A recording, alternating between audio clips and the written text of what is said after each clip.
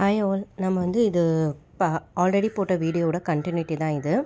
So இதில் வந்து நான் வந்து ஆல்ரெடி வந்து 2 சைடு வந்து சம்கீஸ் வந்து ஃபில் பண்ணியிருக்கேன். ஸோ இதில் நான் யூஸ் பண்ணியிருக்கிறது வந்து சம்கி லோடிங் தான் யூஸ் பண்ணியிருக்கேன். ஸோ 1 பை 1 வந்து நம்ம சம்கீஸ் கொடுக்கும்போது இதில் வந்து ஒர்க் வந்து நல்லாயிருக்கும். ஸோ மேலே வந்து த்ரெட் ஒர்க் கொடுத்துருக்கேன், உள்ளே வந்து சம்கீஸ் கொடுத்துருக்கேன். இன்னும் உள்ள ஃபினிஷிங்க்கு வந்து பீட்ஸ் கொடுத்து நான் கம்ப்ளீட் பண்ணியிருப்பேன். பீட்ஸும் ஜம்கீஸும் கொடுத்து தான் கம்ப்ளீட் பண்ணியிருப்பேன். நான் அவுட் சர்க்கிள் ஒன்று கொடுத்தேன் இல்லையா, ஸோ அந்த அவுட் சர்க்கிள் வரைக்கும் வந்து நம்ம வந்து ஜம்கீஸை லோட் பண்ணிக்கலாம். நான் அதான் ஆல்ரெடி சொல்லியிருக்கேன் இல்லையா, ஸோ இப்படி தான் வந்து இந்த இடத்துல தான் இதை யூஸ் பண்ணணும் அப்படின்ட்டுலாம் இல்லை. இப்போ இந்த இடத்துல வந்து நீங்கள் சம்கீஸ்க்கு பதிலாக வந்து த்ரெட் யூஸ் பீட்ஸ் வந்து யூஸ் பண்ணிக்கலாம். ஸோ பீட்ஸில் வந்து லோடிங் பீட்ஸ்லாம் வரும். ஸோ அந்த மாதிரி இதை அடுத்தடுத்து நம்ம பார்ப்போம். ஸோ அந்த மாதிரி வந்து நம்ம எந்த இடத்துல எந்த மெட்டீரியல்ஸ் வேணாலும் யூஸ் பண்ணிக்கலாம். சீக்வன்ஸ் யூஸ் பண்ணிக்கலாம், பீட்ஸு, டியூப்ஸு, அந்த இந்த மாதிரி நிறைய யூஸ் பண்ணிக்கலாம். ஸோ நம்மளோட க்ரியேட்டிவிட்டியை பொறுத்து தான் இருக்குது. நான் வந்து சம்கி லோடிங்கில் வந்து ஃபஸ்ட்டு வந்து சென்டர்லேருந்து தான் ஆரம்பிச்சிருக்கேன். ஸோ சென்டரில் வந்து நான் 3 சம்கீஸ் வந்து லோட் பண்ணுறேன்.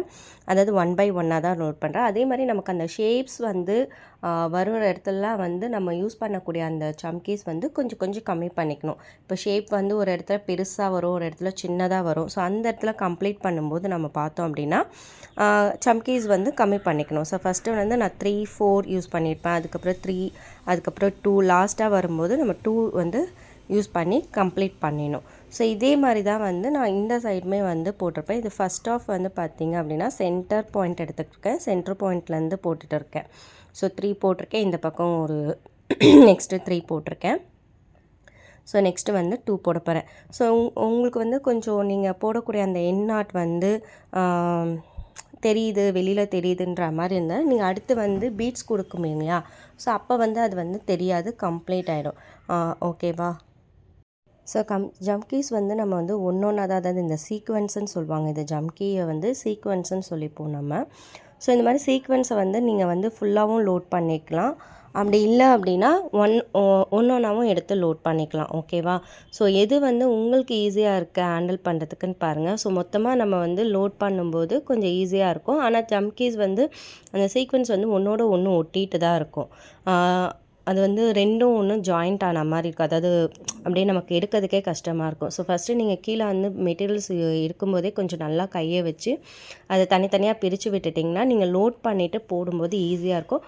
நார்மல் நீடல்லையும் போட்டுக்கலாம். நீங்கள் நார்மலாக யூஸ் பண்ணக்கூடிய நீடல்லே போட்டு ஒரு 4 5 லோட் பண்ணிக்கிட்டிங்கன்னா உங்களுக்கு ஈஸியாக இருக்கும் லோட் பண்ணி போடுறதுக்கு. ஸோ ரொம்பவும் ஒட்டி போட்டிங்கன்னா அப்படியே மேலுக்கு இருக்க மாதிரி இருக்கும். கொஞ்சம் டிஸ்டன்ஸ் விட்டிங்கன்னா அது வந்து உங்களுக்கு பார்க்கும்போது லுக் வைஸ் வந்து நல்லாயிருக்கும். ஓகேவா? ஸோ அந்த மாதிரி தான் வந்து நீங்கள் போடணும். ஸோ உங்களுக்கே வந்து ஒர்க் பண்ண தான் அதை வந்து எந்த மெட்டீரியல் எங்கே யூஸ் பண்ணால் நல்லாயிருக்குன்ற ஐடியாஸ் வந்து உங்களுக்கு வரும். ஓகேவா? ஸோ 2 ஸ்ப்ளிட் பண்ணிக்கோங்க. டிசைன்ஸை வந்து ஒரு 2 இதுவாக ஸ்ப்ளிட் பண்ணிக்கோங்க. ஸ்ப்ளிட் பண்ணிவிட்டு நீங்கள் போடும்போது உங்களுக்கு கொஞ்சம் பர்ஃபெக்ட் லுக் கிடைக்கும். ஓகேவா? ஸ்டார்டிங் ஸ்டேஜில் அந்த மாதிரி போட்டிங்கன்னா தான் ஈஸியாக இருக்கும். சீக்வன்ஸ் வந்து சில இடத்துல 2 வந்துருச்சு, எனக்கு ரொம்ப கஷ்டமாக இருக்குது, ஒன்றும் பிரச்சனை இல்லை. ஸோ 2க்கு மேலே வந்து நம்ம போகாத மாதிரி பார்த்துக்கணும். ஸோ முடிஞ்ச அளவுக்கு கையால் வந்து நீங்கள் சீக்வென்ஸை போடுறதுக்கு முன்னாடி நல்லா கையை விட்டு நல்லா பிரித்து விட்டுட்டிங்கன்னா, அதை நல்லா இப்படி இது பண்ணி போட்டிங்கன்னா உங்களுக்கு சீக்வென்ஸ் எல்லாமே பிரிஞ்சு தனித்தனியாக இருக்கும். ஸோ அதுக்கப்புறம் நீங்கள் லோட் பண்ணிவிட்டு போடும்போது ஒன்றா உங்களுக்கு எடுத்து போடுறதுக்கு ஈஸியாக இருக்கும். ஓகேவா? ஸோ ஒரு விரலில் வந்து நீங்கள் பேலன்ஸ் பண்ணி ஒரு இதுவை இறக்கி போடுங்க. இன்னொரு இதுவை வந்து கையில் இன்னொரு விரலில் பிடிச்சிக்கோங்க. ஸோ ஸ்டார்டிங்கில் வந்து இது கஷ்டமாக தான் இருக்கும். போட தான் வந்து உங்களுக்கு ஈஸியாக இருக்கும். ஸ்டார்டிங்கில் வந்து நீங்கள் ஒன்றா எடுத்தே போட்டு பழகுங்க. அப்புறம் போக போக வந்து ஒரு 2 3 வந்து எடுத்துக்கிட்டு நீங்கள் ஹேண்டில் பண்ணுறதுக்கு பழகிக்கோங்க. ஸோ ஒரு விரலில் நீங்கள் பேலன்ஸ் பண்ணிவிட்டு ஒரு விரலை வச்சு நீங்கள் ஒரு சீக்வென்ஸாக உள்ளே தள்ளி விட்டிங்கன்னா ஈஸியாக இருக்கும்.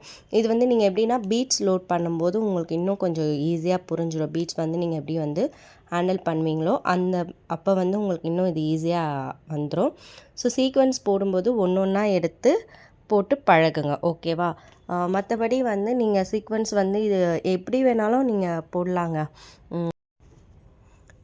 இது வந்து நம்ம பார்க்கும்போது என்னென்னு பார்த்திங்கன்னா ஒரு சீக்வென்ஸாக எடுத்து போடும்போது தான் உங்களுக்கு ப்ராக்டிஸ் அப்போ வந்து ஈஸியாக இருக்கும்.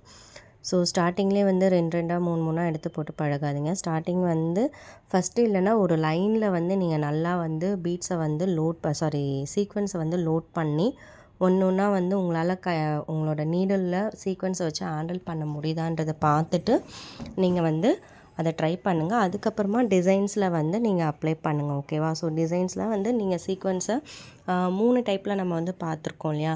ஸோ ஃப்ளாட்டாக யூஸ் பண்ணுறது, ரன்னிங்கு, அதுக்கப்புறம் வந்து லோடிங்கு. ஸோ இதில் வந்து எந்த ஸ்டிச்சை வந்து எங்கே யூஸ் பண்ணால் உங்களுக்கு நல்லா இருக்கும் அப்படின்றது தெரியுதோ அந்த இடத்துல அதை யூஸ் பண்ணுங்கள்.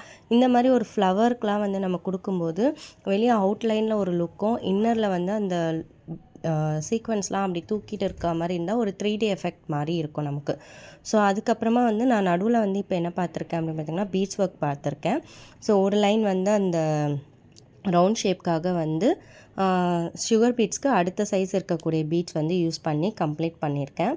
அதுக்கப்புறம் இப்போ வந்து என்னென்னா திரும்ப உள்ளே வந்து சீக்வென்ஸே வந்து நான் வந்து உள்ளே கொடுத்துருக்கேன். ஸோ இது வந்து ஒரு மாதிரி எம்போஸ்டு ஒர்க் சீக்வென்ஸ் மாதிரி இருக்கும் நமக்கு.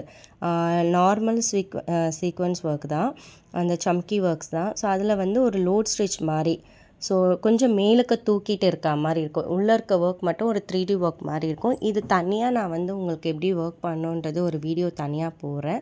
ஸோ அப்போ தான் வந்து அது உங்களுக்கு தெரியும். ஸோ உள்ளே வந்து நான் என்ன ஒர்க் போட்டிருக்கேன் அப்படின்றத அது தனியாக ஒரு சின்ன கிளிப் வந்து நான் எடுத்து உங்களுக்கு போடுறேன். இது போடும்போதும் உங்களுக்கு புரியும். அந்த ஸ்டிச்சும் வந்து உங்களுக்கு யூஸ் பண்ணும்போது தெரியும். ஸோ ஒன்றுக்கு மேலே ஒன்று அது வரும்போது ஒர்க் வந்து நல்லாயிருக்கும். ஓகேவா? ஸோ இந்த மாதிரி தாங்க சின்ன சின்ன ஆல்ட்ரேஷன், சின்ன சின்ன க்ரியேட்டிவிட்டி இது எல்லாமே வந்து நம்மளே வந்து செல்ஃபாக லேர்ன் பண்ணிக்கிட்டு நீங்கள் வந்து ஒவ்வொரு டிசைன்லேயும் different types of materials use பண்ணும்போது தான் உங்களுக்கு வந்து ஒரு ஐடியாவே வரும். ஸோ எந்த ப்ளவுஸில் என்ன மாதிரி நம்ம ஒர்க் பண்ணணும் அப்படின்றதெல்லாமே வந்து உங்களுக்கு வரும். ஓகேவா?